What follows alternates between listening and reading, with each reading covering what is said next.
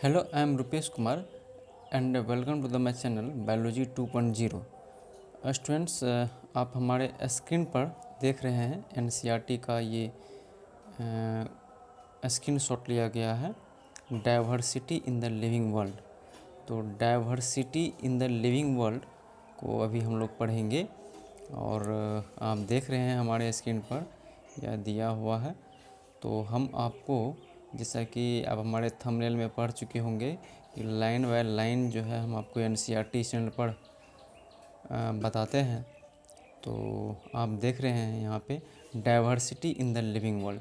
तो diversity in the living world को हम लोग जो है इस वीडियो में देखते हैं कि एनसीईआरटी लाइन बाय लाइन किस तरह के फैक्ट्स को दिया हुआ है। यहाँ पे लिखा हुआ है, if you look around you will see a large variety of living organism, be it potted plants, insects, birds, your pets और other animals and plants. Means क्या हुआ कि अगर आप अपने चारों तरफ देखते हैं तो आप क्या देखते होंगे कि आप large variety of living organism देखते होंगे, सजीवों की बहुत बड़ी संख्या आप देखते होंगे।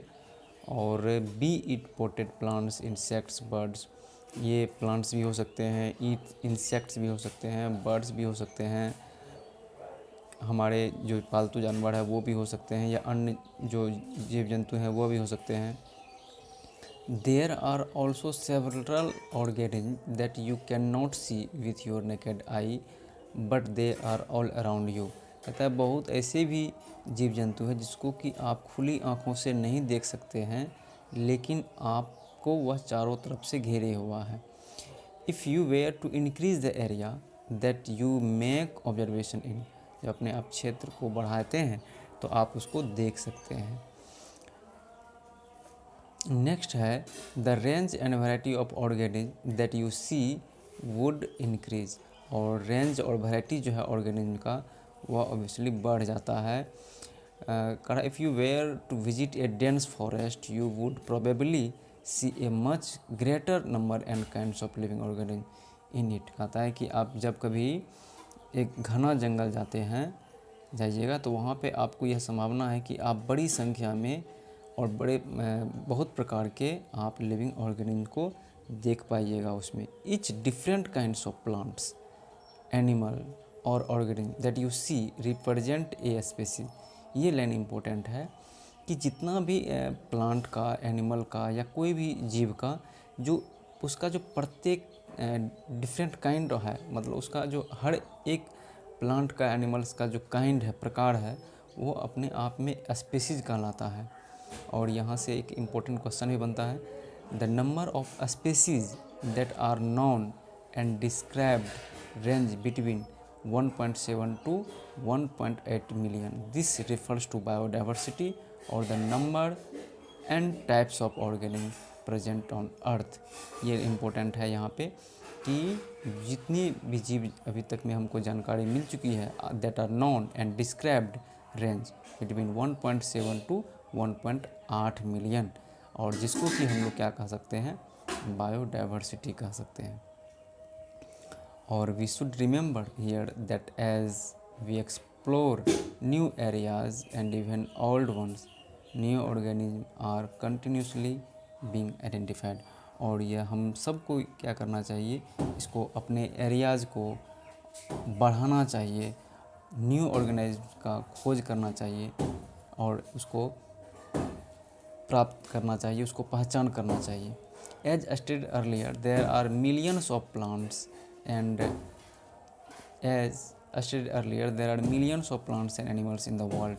जैसा कि आपको पहले से ही बताया गया है, इसमें बताए हम कि millions of plants and animals है इस वर्ल्ड में। We know that plants and animals in our own area by their local names. और हम सभी जानते हैं कि प्लांट्स हो या एनिमल्स हो, वो अपने लोकल एरिया के नाम से वो जाना जाता है। और these local names would vary from place to place. और यह जो लोकल नेम है वह अपने अलग अलग जगहों पे नाम उसका बदल जाता है। Even with in a country, अपने एक देश में भी वो अलग अलग लोकल में नाम उसका बदल जाता है। Did not probably you with, फिर नेक्स्ट है यहाँ पे, probably you would recognize the confusion that would be created if we did not find ways and means to talk to each other to refer to organism we are talking about। कहने का यहाँ पे sense यह है कि अगर एक ही देश में अलग अलग क्षेत्रों में उस ऑर्गेनिज्म का नाम अलग अलग होगा तो फिर एक व्यक्ति को उसके पूरी डिटेल को जानने में, समझने में, चर्चा करने में दिक्कतें हो सकती है। इसीलिए क्या किया गया है, hence there is need to standardize the naming of living organism such that a particular organism is known by the same name all over the world. इसीलिए क्या हुआ कि एक नेम, एक स्टैंडर्ड जो है वो क्या जानने की ज़रूरत है कि कोई भी लिविंग ऑर्गेनिज्म का एक नामकरण की ज़रूरत है जिसको कि पूरी दुनिया में एक ही नाम से जाना जाए, भले ही वो अपने देश में, अपने क्षेत्र में वो अलग अलग नाम से जाना जाता हो। तो ये कह रहा है same name all over the world, this process is called nomenclature. और ये जो नामकरण की प्रक्रिया है कि एक किसी खास ऑर्गेनिज्म का जो नामकरण होगा, उसका जो स्टैंडर्डाइज होगा, जिसको कि ऑल ओवर वर्ल्ड में जाना जाएगा, तो उसको हम लोग क्या बोलेंगे, this process is called nomenclature. ये आपको याद रखना है। ऑब्वियसली नोमेनक्लेचर और नेमिंग इज़ ओनली पॉसिबल, कह रहा है कि एकदम स्पष्ट है कि नोमेनक्लेचर या नेमिंग जो है वो ओनली पॉसिबल तब हो सकता है when the organism is described correctly and we know to what organism the name is attached to, this is identification. कहता है कि ये तब तक नहीं होगा जब तक कि किसी ऑर्गेनिज्म को करेक्टली जो है डिस्क्राइब नहीं किया जाता है और हम लोग यह नहीं जान जाते हैं कि उसका नामकरण किस आधार पे होगा। इस चीज़ को, ये जो प्रोसेस है, इसको क्या कहा जाता है, दिस इज आइडेंटिफिकेशन। ये आपको जानना पड़ेगा। In order to facilitate the study, number of scientists have established procedures to assign a scientific name to each known organism।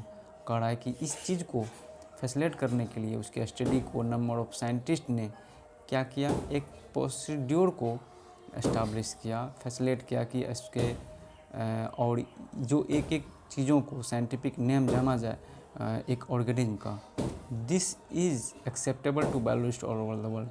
और ये पूरी दुनिया के साइंटिस्ट के लिए वो एक्सेप्टेबल हो। जैसे कि फॉर प्लांट्स के लिए scientific name are based on agreed principles and criteria. Plants के लिए जो साइंटिफिक नेम होगा वो एक एकदम प्रिंसिपल और क्राइटेरिया के आधार पर होगा जिसको कि सभी लोग मानेंगे, और which are provided in international code for botanical nomenclature, ICBN।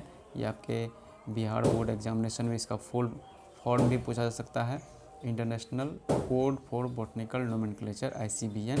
फिर इसी जैसा सेम है ICZN, international code of zoological nomenclature. तो ये एक प्लांट्स के लिए हो गया ICBN और ये एनिमल्स के लिए हो गया ICZN। और the scientific names ensure that each organism has only one name. ये इंपॉर्टेंट है कि each organism has only one name. और description of any organism should enable the people in any part of the world to arrive at the same name. और ये एक नाम से वह जो है उस ऑर्गेनिज्म की पूरी डिटेल को वह जान जाएंगे। Biologist follow universally accepted principles to provide scientific names to known organism. और ये जो जीव वैज्ञानिक लोग हैं, ये एकदम पूरे वर्ल्ड वाइड जो एक्सेप्टेबल प्रिंसिपल्स हैं उसको आधार मान के जो है ये नोमेनक्लेचर दिया। और इसको हम लोग क्या बोलते हैं, बाइनोमियल नोमेनक्लेचर बोलते हैं। और etch name has two components, the generic name and the specific epithet. This system providing a name with two components is called binomial nomenclature. This naming system given by Carolus Linnaeus is being practiced by biologists all over the world. This naming system using a two-word format was found convenient. Let us take the example of mango to understand the way of students। ये अब इसका next page को हम लोग next video में पढ़ेंगे। अगर आप हमारे चैनल पर नए हैं तो इस चैनल को सब्सक्राइब जरूर करें, अपने फ्रेंड्स को शेयर करें, लाइक करें।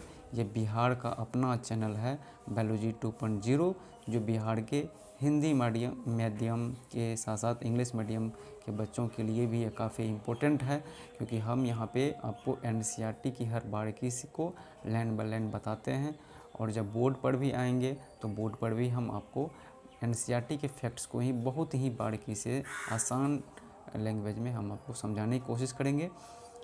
तो इसी के साथ मैं इस वीडियो से विदा लेता हूँ। और आपको एक चीज़ आते बता दूँ, कैरोलस लिनियस को फादर ऑफ बाइनोमियल नोमेनक्लेचर के रूप से जाना जाता है, तो आप इस चीज़ को ध्यान में रखें। इसी के साथ मैं इस वीडियो से विदा लेता हूँ। Thank you so much.